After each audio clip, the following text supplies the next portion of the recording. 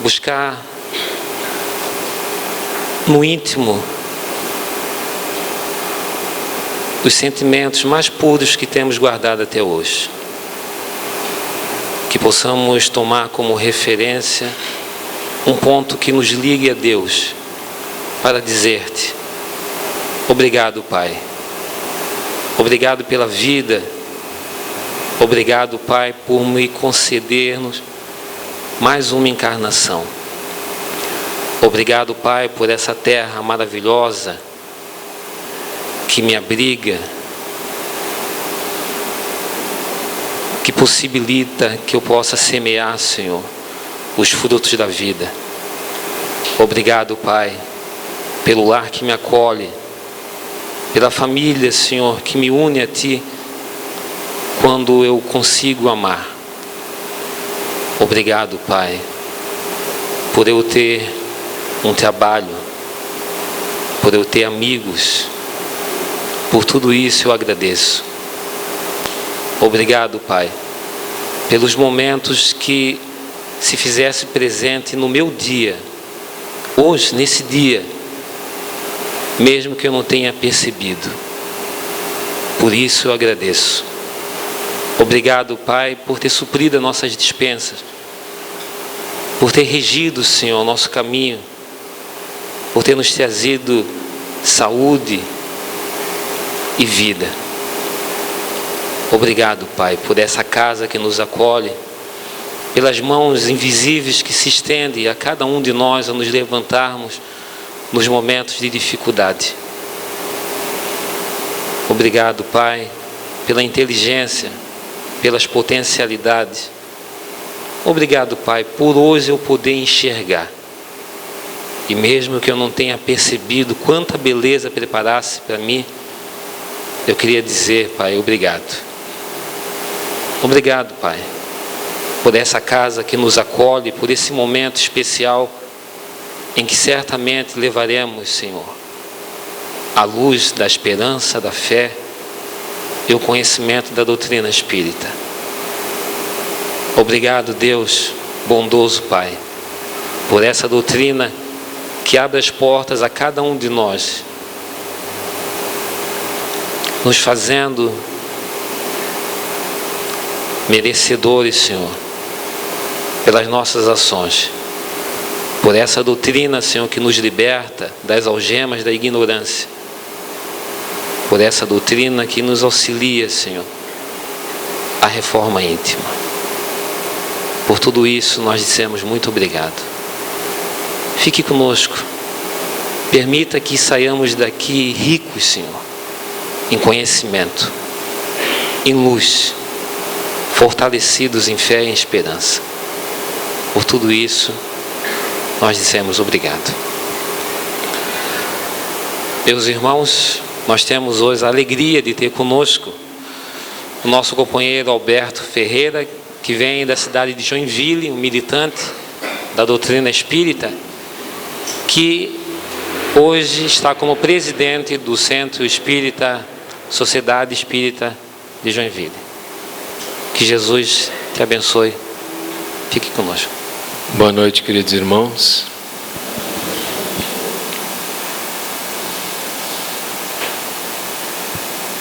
Boa noite, queridos irmãos.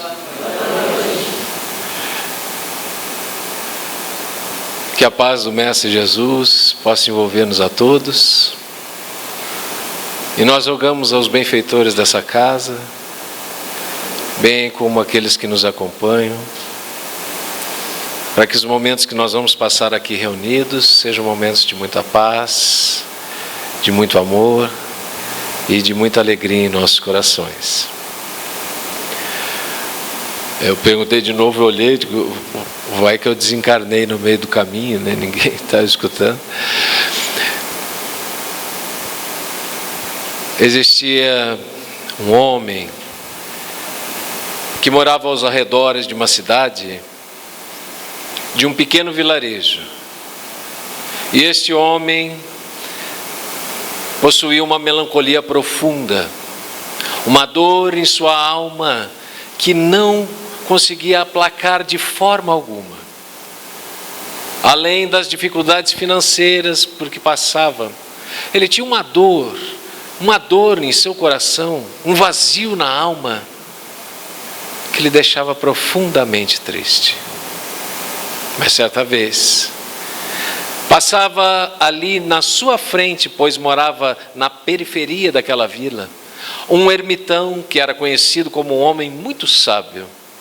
E esse sábio, ao aproximar-se dele, diz-lhe: entra na floresta, vai, entra na floresta. E ele guardou aquelas palavras e passou então a meditar sobre elas, a pensar e refletir sobre aquilo que aquele sábio havia lhe dito. E pensando, observou que aos arredores da cidade existia uma floresta que ninguém ainda havia entrado, pois era uma floresta muito escura, muito fechada, muito densa, e todos tinham medo de lá entrar. Mas ele, dotado de uma força, pensou: o sábio me disse para entrar e é essa floresta que eu tenho que ir. E adentrou a floresta. Andou até encontrar uma clareira e uma plantação ou uma vasta quantidade de árvores de mogno. A madeira muito rara, e decidiu então cortar algumas daquelas árvores e levá-las para a cidade, e passou então a ser um vendedor de mogno. Transformou-se num homem com um pouco de conforto, conseguiu comprar algumas coisas e adentrava a floresta e buscava mais mogno até abrir uma serraria, ter um pouco de dinheiro, e conseguiu então comprar aquelas terras. Mas aquele vazio ainda permanecia. E lembrou-se então: adentra-te na floresta, adentra-te na floresta. E de novo, entrou na floresta escura. Entrou, passou do mogno, passou das plantações, até encontrar uma caverna onde descobriu prata. Passou então a extrair a prata da terra e transformou-se num homem imensamente rico. Já estava com quase 40 anos.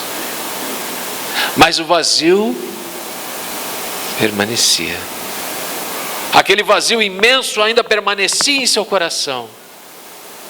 Uma tristeza profunda. Então descobriu que tudo aquilo que ele anelava não tinha a ver com os bens que poderia ter nessa terra, pois que a tristeza ainda permanecia no seu coração.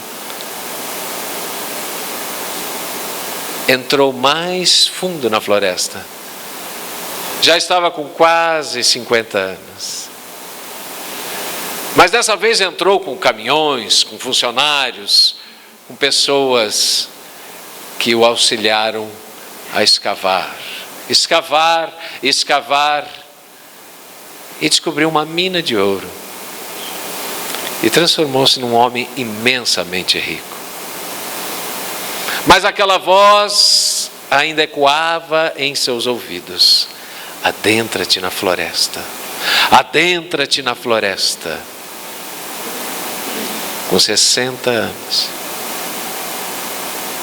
uma depressão profunda, sem alegria de viver, desvitalizado, imensamente rico, olhando para trás da sua existência, deixou que lhe bafejassem nos escaninhos da memória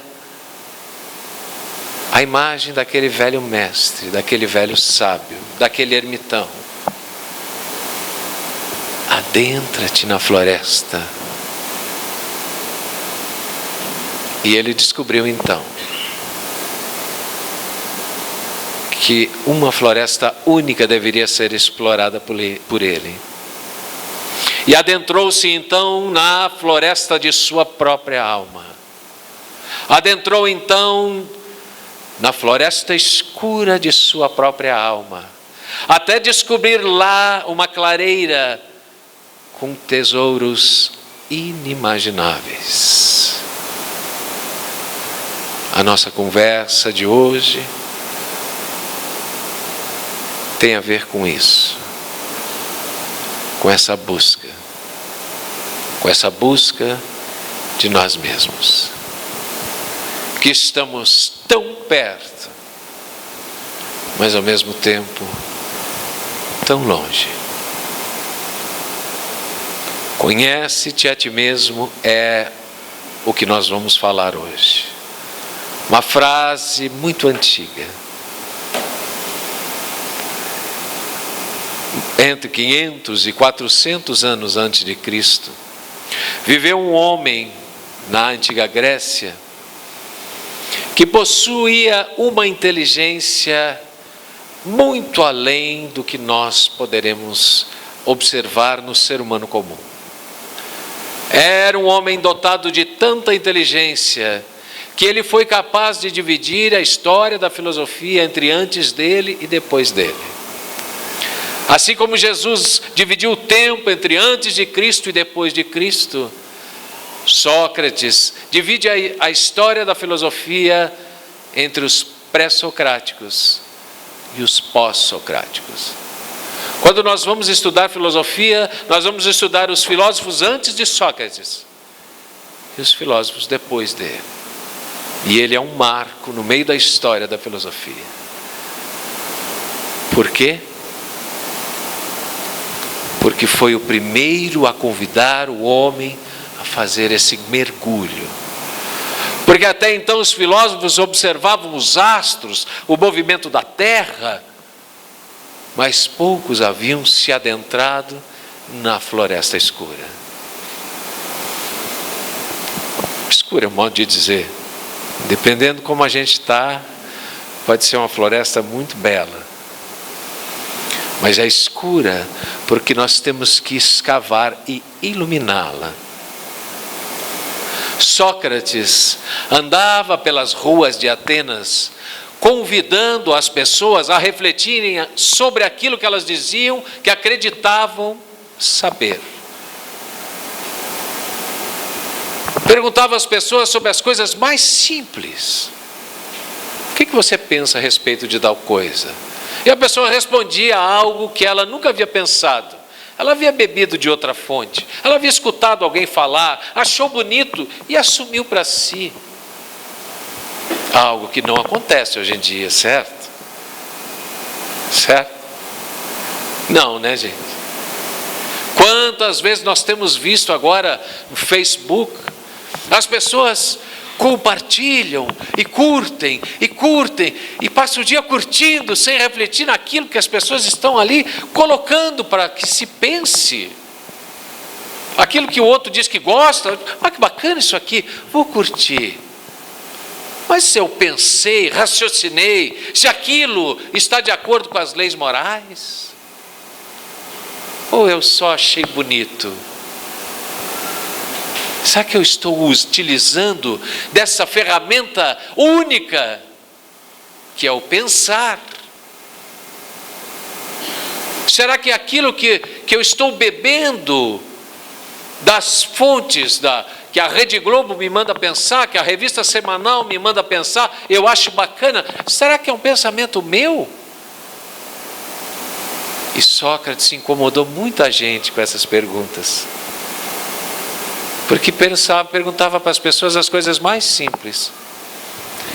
E ia lhes fazendo perguntas até que as pessoas descobriam que não acreditavam, que não sabiam nada sobre aquilo que diziam saber. Nada. Como Jesus também não deixou nada escrito. Tudo que nós sabemos dele foi aquilo que Platão escreveu e outros discípulos. Caminhava pelas ruas, era um peripatético. Peripatético parece que está xingando o cara, né? Peripatético. Se falar com muita veemência, mesmo que está. Sócrates era um peripatético. Deixa de ser peripatético. Quando eu escutei isso na aula de filosofia, poxa, não sabia que ele era um peripatético. Sabe o que é peripatético? Peripatético é aquele que ensina caminhando. E eu pensei que estavam xingando Sócrates, mas ele andava pelas ruas e seus discípulos dialogavam com ele. E assim, um de seus grandes amigos dirigiu-se certa feita a um local onde as pitonisas eram mulheres dedicadas desde os 6 anos de idade a tarefa de comunicarem-se com os deuses. Ficavam dentro dos oráculos. Os oráculos eram locais sagrados, onde as pitonisas, que hoje nós poderíamos chamar de médiuns, entravam em contato com os deuses, que hoje nós poderíamos chamar de espíritos. Mas naquela época era assim que se imaginava. E essas pitonisas, então, trabalhavam para todos aqueles que queriam consultar-se, perguntar o que os deuses têm a dizer a respeito disso ou daquilo. Para isso, eu me dirigia a um oráculo. Hoje as pessoas vão na cartomante, mas naquele tempo era assim. Mas era algo muito sério. Mas as perguntas eram as mesmas. Será que eu vou casar? Será que eu não vou? Se tivesse loto, as pessoas queriam saber o número. Continuamos na mesma. A pitonisa: existe em Atenas alguém mais inteligente do que Sócrates? E a pitonisa, em contato com os deuses, diz: não. Em Atenas não existe ninguém mais inteligente do que Sócrates. Querofonte foi feliz com essa resposta quentinha para dar para o seu amigo. Chegou lá: escuta, não falou escuta, nos livros disso aí eu que estou falando escuta, falou algo desse tipo: Sócrates, você sabia que a pitonisa me respondeu que em Atenas não existe ninguém mais inteligente que você? Sócrates ficou espantado. Eu? Porque era um homem que acreditava nos deuses. Como eu falei, era algo muito sério. O trabalho das pitonisas era algo muito sério. E ele disse: mas se os deuses estão dizendo isso, mas como? Se tudo que eu sei, como é que eu nada sei? Como? E assim que ele partiu para as ruas de Atenas perguntar para as pessoas, para tentar descobrir uma essência, algo que lhe desse respostas sobre o sentido da existência humana. E o que descobriu é que as pessoas não sabiam nada a respeito daquilo que elas pensavam saber.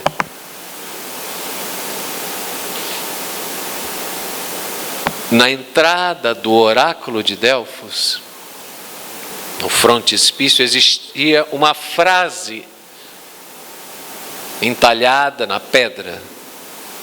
Dizia: conhece-te a ti mesmo e conhecerás o universo e os deuses. Conhece-te a ti mesmo e conhecerás o universo e os deuses. E essa frase, então, Sócrates toma para si. Conhece-te a ti mesmo como forma de ser feliz na tua existência. Adentra a floresta. Se ele conhecesse a história que eu contei,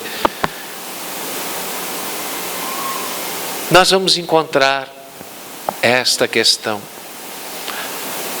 como resposta em uma das questões do Livro dos Espíritos.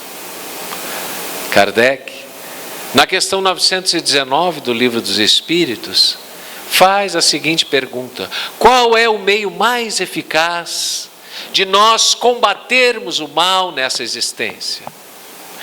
O mal que existe em nós. Qual é o meio mais eficaz de nos tornarmos seres humanos melhores? Em outras palavras, qual é a melhor maneira de eu ser feliz? De eu viver com paz de espírito? E os espíritos respondem: já vos disse um sábio da antiguidade. Alguém está prestando atenção na palestra, obrigado. Conhece-te a ti mesmo. Que sábio foi esse? Tem mais gente. Sócrates. Que também, né, não era dele a frase, leu lá. Kardec não fica satisfeito com a resposta. E faz a questão 919A. Conheço a máxima, diz Kardec. Também professor de história, entre tantas outras matérias que lecionava. Conheço a máxima, mas a dificuldade está exatamente aí. Como é que eu faço para conhecer a mim mesmo? Quem vem nos dar essa resposta é Santo Agostinho. E ele faz um convite que nós podemos utilizar como forma de nos autoconhecermos. Um caminho. Porque se nós conhecermos a nós mesmos, conheceremos o universo e os deuses. Isso é sinal de que nós, conhecendo a nós mesmos, encontraremos, como o lenhador da floresta, tesouros inimagináveis. É lá que está o reino dos céus que se referia a Jesus. O paraíso de algumas outras religiões, o nirvana de outras denominações religiosas. É somente aqui. Santo Agostinho diz assim: fazei como eu fazia quando eu estava na terra. Antes de dormir, passava em revista tudo aquilo que eu havia feito para verificar se estava de acordo com as leis de Deus. É fato que se nós passarmos em revista tudo aquilo que nós fizemos durante o dia, nós vamos dormir umas 5 horas da manhã, certo? Então, a maneira, e aqui nós vamos agora abrir esse leque para nós nos autoconhecermos, dando algumas vamos dizer, trazendo à tona aqui alguns termos utilizados na psicologia para nós nos conhecermos um pouco a nossa estrutura psicológica e algumas, vamos dizer, formas, além dessa que Santo Agostinho nos mostra, de nós nos autoconhecermos. Porque essa aqui tem um macete para a gente começar a fazer ela. Porque não dá para a gente passar o dia inteiro em revista, né? Eu acordei às 7 horas, tomei café, levantei, estava um pouco frio, coloquei a meia. Não. O macete é nós, antes do nosso sono, passarmos em revista e vamos direto ao ponto. Os momentos em que nós fomos contrariados. Talvez nós possamos até revivê-los. Os momentos em que nós sentimos raiva, em que nós ficamos com alguma tristeza profunda. Esse momento, então, de noite, puxa, aquele negócio que ficou entalado, aquela coisa que não digeri muito bem, que eu fiquei contrariado, é naquele momento que eu vou. E aí eu passo a refletir em cima dele. Aquele momento em que nós ficamos desgostosos. Ficou aquele palito atravessado, o sapo, né? Acho que não sei se foi aqui que eu disse certa vez, numa conversa com jovens, eles perguntaram como é que fazia para o casamento dar certo, a forma ideal do casamento, para o casamento. E eu disse que era preciso muita sapiência. Sem sapiência, muito difícil um casamento dar certo. Nossa, sapiência? Alguns já pensaram em ter uma biblioteca em casa, vem a ver com sabedoria. Eu digo, não, sapiência é a arte de engolir sapos. Se não...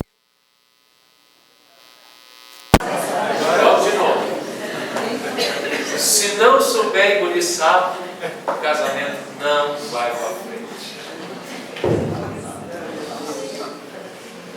Muito ar-condicionado, mas vamos lá. Então, quando nós vamos fazer, de novo, quando nós vamos fazer as nossas reflexões noturnas, nós temos que pensar exatamente nesses pontos. Que ponto que o sapo ficou ali dentro? Se nós estivéssemos aqui fazendo um atendimento, as nossas tormentas, os nossos distúrbios, não têm origem simplesmente no nosso parto, ou tão só na nossa infância. Ela amplia esse leque, nos mostrando que somos espíritos imortais.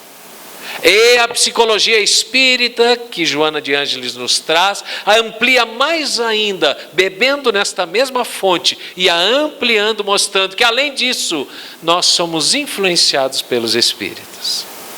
Então somos espíritos imortais, vivendo uma nova existência e também podemos ser influenciados pelos espíritos. Assim, este eu inferior é aquilo que nós precisamos combater em nós. E o eu superior já está lá. Eu gosto de explicar o eu superior com uma pequena historieta do homem que vai na loja de Deus.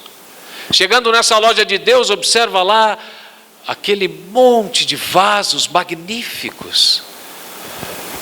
Aqueles vasos de barro contendo amor, alegria de viver, ternura, compaixão, paz, tudo. E ele pergunta para um benfeitor, parecido com o anjo que era o vendedor daquela loja, mas é muito caro? Eu digo, não, é tudo de graça, aqui é a loja de Deus, querido. Ah, que beleza! E eu posso comprar? Ele disse, pode, isso aqui, pode fazer a sua lista. E ele então sai com o carrinho de compra, então eu quero alegria, paz, quero muita compaixão, eu quero saúde para minha família, quero vida em família, e nossa, fez uma lista de compras imensa. Chegou para aquele benfeitor, para aquele anjo, para aquele amigo espiritual e disse, minha listinha de compras. Ele olhou e disse, poxa, que bonita. Tinha quilos e quilos de felicidade para comprar. Metros e metros de alegria. O benfeitor foi lá para dentro, algo parecido com um estoque, e voltou. Voltou com um pacotinho na mão, assim, dava... E deu na mão do cidadão, o cara olhou aquilo ali, está de sacanagem comigo, né? Mas eu te pedi um monte de coisa, cara. Pois é, querido, aqui é a loja de Deus. A gente só dá a semente. É tudo livre. Tu pode pegar o que você quiser, mas quem tem que plantar, regar, é você mesmo. Esse é o self. Está tudo, o reino de Deus está dentro de vós. No meio do caminho entre o eu superior e o eu inferior, existem as máscaras. As máscaras são aquilo que nós utilizamos para nos mostrar na frente dos outros, com as virtudes do self que nós ainda não adquirimos, as sementinhas que nós não plantamos, está lá, mas eu não coloquei na terra ainda.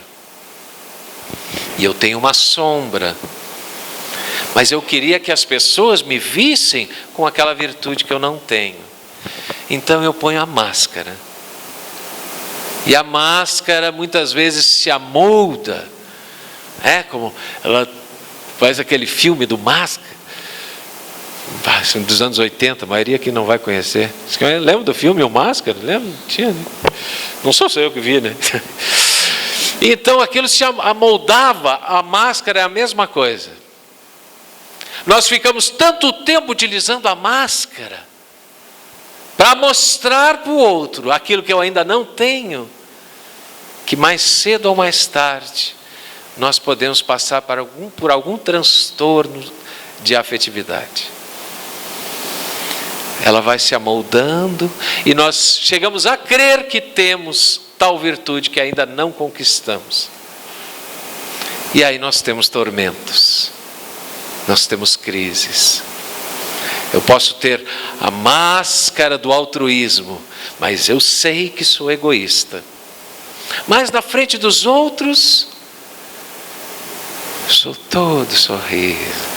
É aquela pessoa que chega no centro espírita e dobra a cabeça, assim, quando é.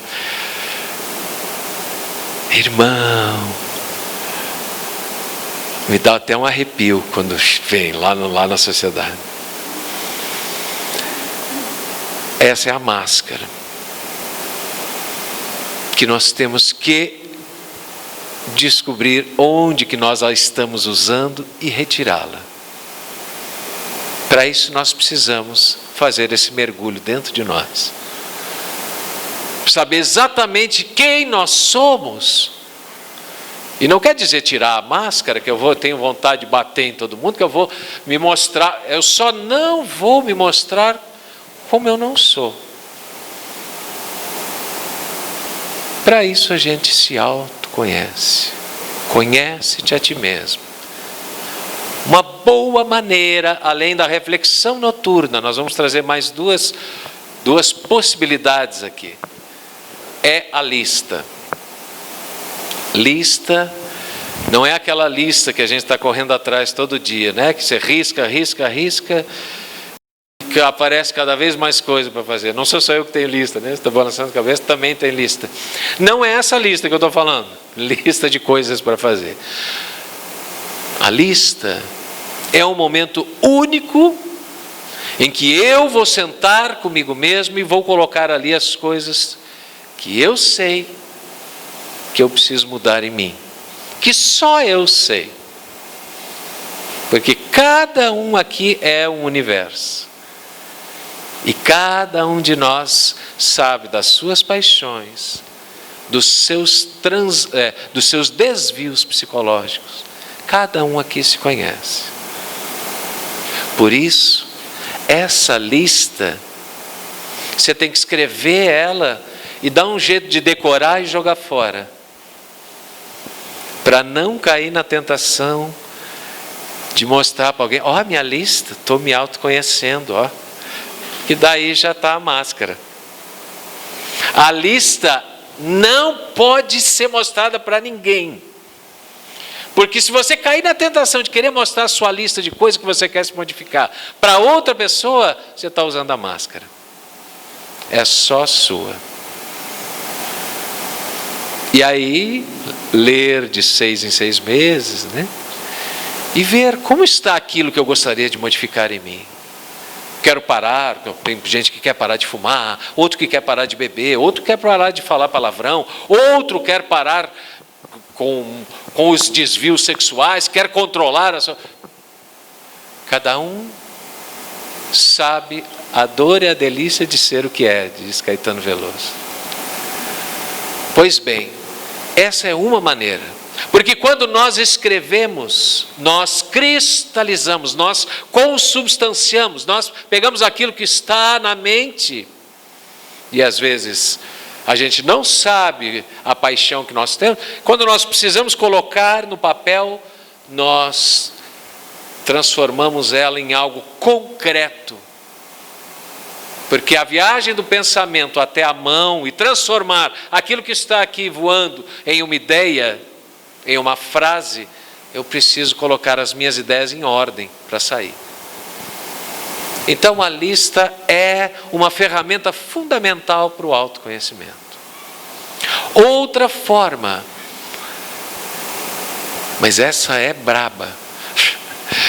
Outra forma que nós podemos utilizar tem que ter muita coragem para fazer isso, mas a gente chama alguém que a gente gosta muito, que a gente confie bastante, e pergunta a ela: querido, quais os meus defeitos? Qual os defeitos que você mais nota em mim? Tem que ter um pouco de coragem. Porque essa técnica só vale se ficar bem quietinho enquanto a pessoa está falando. Você pensava que era fácil, né? Qualquer um vem aqui e fala. Não, tem um grau de dificuldade. Porque se a pessoa começa a falar, e daí eu começo a dar explicação, não, mas isso que você está falando é porque aquela vez eu fiz assim, porque a máscara. Fale, porque a pessoa que está bem próximo da gente sabe quando a gente não usa máscara. Sabe quando a gente está com ela e quando a gente está sem ela dentro de casa. Por isso que a gente só diz assim, para conhecer bem alguém, ou você anda de carro com ele no trânsito de Balneário Camboriú, ou você mora com ela. Aí você vai conhecer muito bem aquelas pessoas. Então, perguntar. E aí o exercício da sapiência nessa hora é fundamental para a técnica dar certo, senão não dá certo. Fecha e deixa a pessoa falar e depois você leva aquilo para a sua reflexão e para o sono.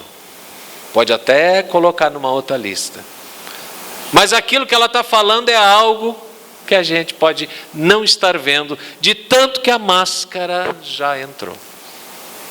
Então são essas 3 maneiras que a gente pode utilizar para se autoconhecer. Nesse processo da sombra e do self, o que se faz muitas vezes é nós varrermos para baixo do tapete a nossa sombra, fingirmos que ela não existe. E aí vem um perigo. Eu estou lá rezando e de repente vem um pensamento absurdo. Mas, nossa, de onde vem esse pensamento? Tá bom, eu vou dar passe hoje, que é isso? Sai daqui. E volto. Perdi a oportunidade do autoconhecimento. Para nós nos autoconhecermos, é preciso que a gente faça é algo perigoso de dizer para quem está. Se alguém chegar agora na palestra, pensa que é uma coisa de. A gente dá um mergulho na sombra. A gente trazer as nossas sombras até esse altar, puxá-las até nós mesmos, amá-la, o que é o amor, né? O amor cobre a multidão dos pecados, disse o Mestre. Nós vamos pegar essa sombra, mas de onde veio esse pensamento? Ah, é influência espiritual, mas se é influência espiritual, quem abriu a porta para o Espírito entrar fui eu também. Eu não posso varrer para baixo do tapete uma oportunidade de me autoconhecer. Porque quando eu fico, meu Deus, eu sou espírita, eu não posso pensar isso. Não, peraí, de onde veio esse pensamento? Aí está o vigiar. Que eu vou vigiar e aí eu vou orar. Porque Jesus diz, vigiai e orai. Ele não diz orai e vigiai. Vigiai. E aí depois eu vou adquirir através da prece forças para não cair na tentação de prolongar essa sombra. Mas eu preciso entendê-la e é preciso então trazê-la à tona, abraçá-la e me conhecer. Eu vou encerrar 2 minutinhos com uma historieta que vale muito a pena para a gente tentar entender o quanto é significativo e bom nós fazermos esse mergulho em nós mesmos. Siddhartha Gautama, o iluminado ou o Buda, Buda quer dizer iluminado, não era o nome dele, Buda, ou vários Budas houveram, mas este, que ficou mais famoso, tinha vários discípulos, e um desses discípulos chamava-se Ananda. Ananda era um homem magnífico, belíssimo, de alta estatura, de ombros largos, um sorriso franco na face, tinha olhos que derramavam bondade aonde quer que ele estivesse.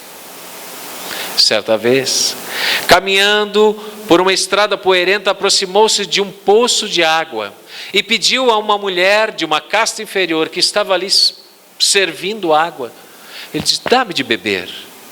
E a mulher olhou para ele espantada e disse: mas tu me pedindo água? Eu que sou de uma casta inferior?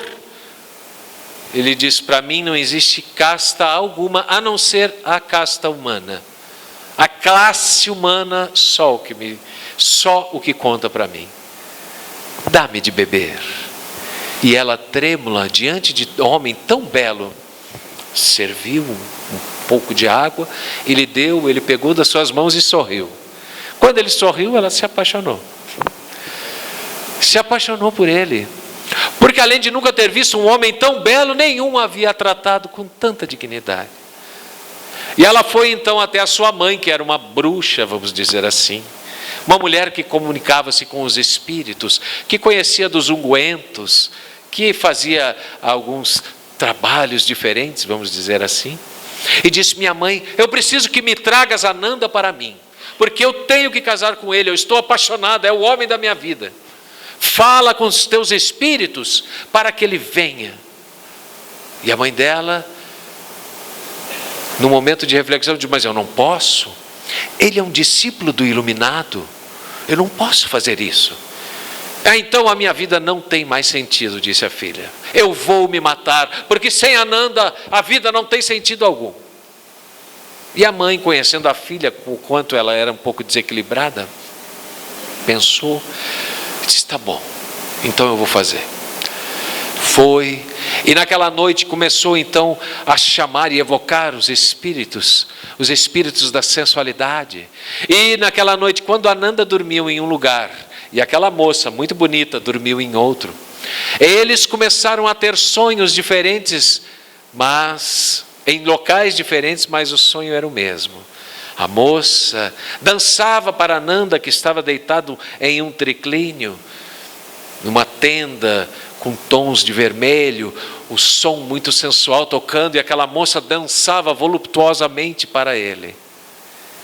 E ele, não permitindo-se levar por aqueles pensamentos, começa a ficar cada vez mais excitado.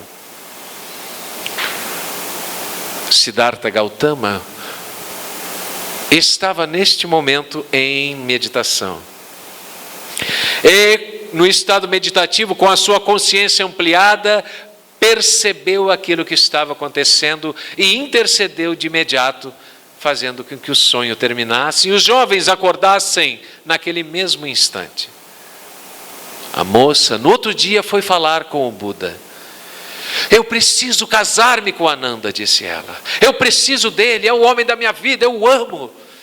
E o Buda disse: o que tu amas é uma ilusão. Aqueles dentes daquela boca, um dia a boca vai estar murcha. Aquela pele, um dia vai estar toda enrugada. Aquele corpo, um dia vai virar pó e ser comido por vermes. Tu amas uma ilusão. Então me ensina como eu devo amar. E o Buda então permitiu terminasse aqueles dias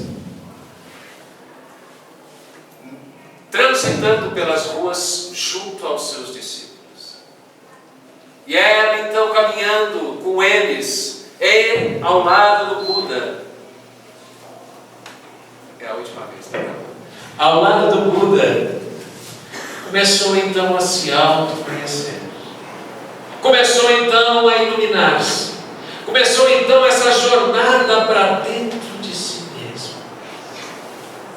E descobriu lá tesouros inimagináveis. Até que chegou, alguns anos depois, o Buda disse para ela: agora eu posso casar-te com Ananda. Ela sorriu para ele e disse: mas agora eu não quero. Não preciso mais, porque eu já o possuo. Assim como eu possuo a ti, assim como eu possuo a todas as pessoas. Porque quando eu me autoconheci, aprendi a amar incondicionalmente. E para isso, eu não preciso tocar, preciso simplesmente sentir. Porque ao nos autoconhecermos, conhecemos o universo e os deuses. Que esse universo magnífico esteja dentro de cada um de nós, com todo o seu amor e com toda a paz que o Mestre nos convida a ter. Nós agradecemos ao Alberto pelo conhecimento compartilhado, pela mensagem que certamente irá nos servir para a reflexão.